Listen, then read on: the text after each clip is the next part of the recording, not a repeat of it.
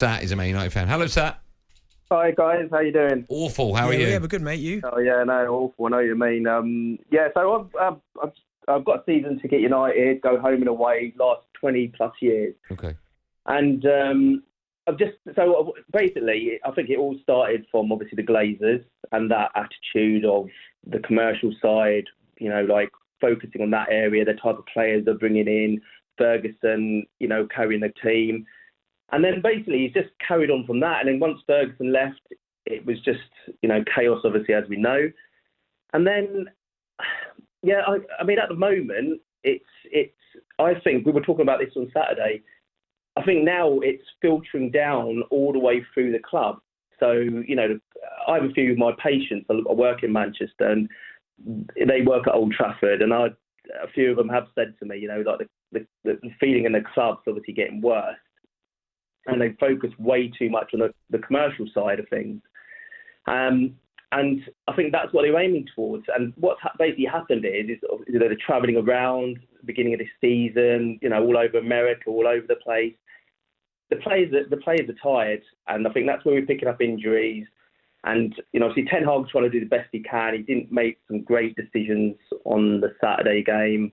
But the players just, they didn't look up for it. So I'd probably say it starts off with the Glazers, and it's filtered through the type of players that we bought, and now, you know, the manager's kind of up against it.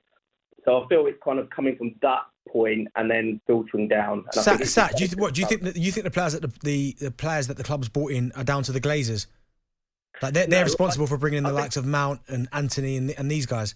I think it's the recruitment of the club, which ultimately the Glazers have the choices of who they bring in. I mean, you know, you hear stuff like, you know, Joel Glazer was actually, you know, what did he do? Like there was a groundsman that wanted a raise, and he had to basically okay it. The groundsman didn't get a raise until, you know, basically until Joel Glazer accepted it. And I think that's that kind of management style they've got. But you honestly think Joel Glazer is responsible for the yay or nay of someone like Anthony joining or Mason Mount or Onana?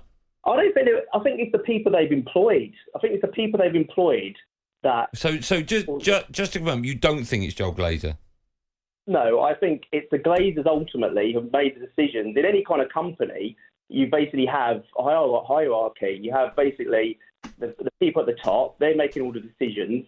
They're taking all the money. No, listen, I understand that, but my question is, do you think the Glazers have final say on what players come into the club, or they just sign the cheque for whatever players the people below them think should be coming into the club?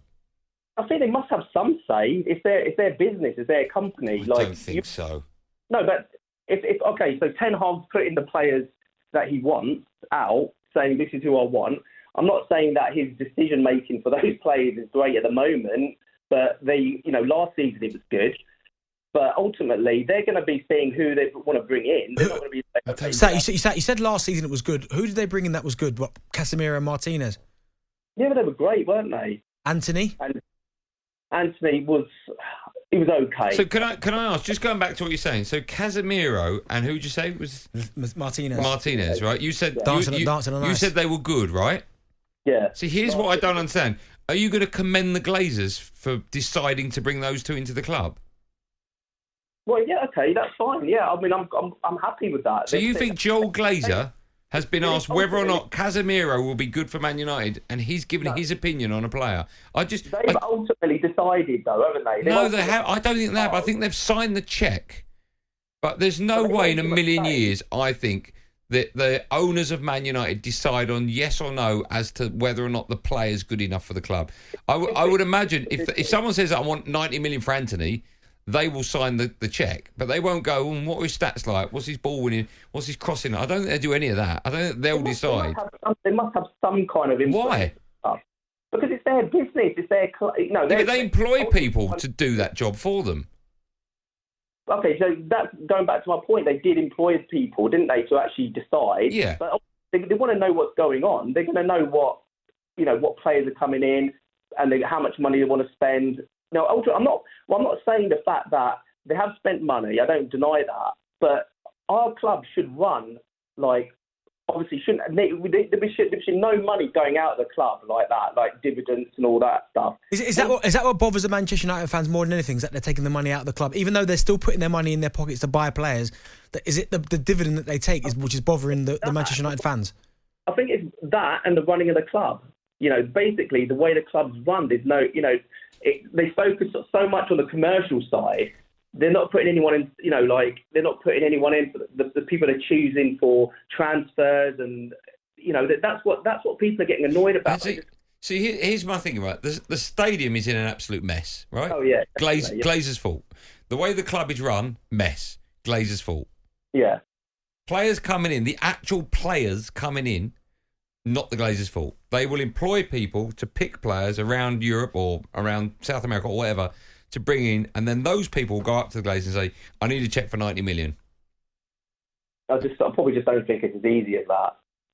I don't think it's as easy as like... Well, I would be more than stunned if I found out that Manchester United, the hierarchy, the management, wanted a player and Joel Glazer, or one of the Glazers, said, I don't think he's good enough. Why don't you look at X? I don't think that's ever happened at the club. No, but they've probably got people saying. What I'm saying is they've employed the people to make the decisions as well. Yeah. So ultimately, they're the ones that they've employed to make the decisions and say. Right, and they're the ones getting it wrong.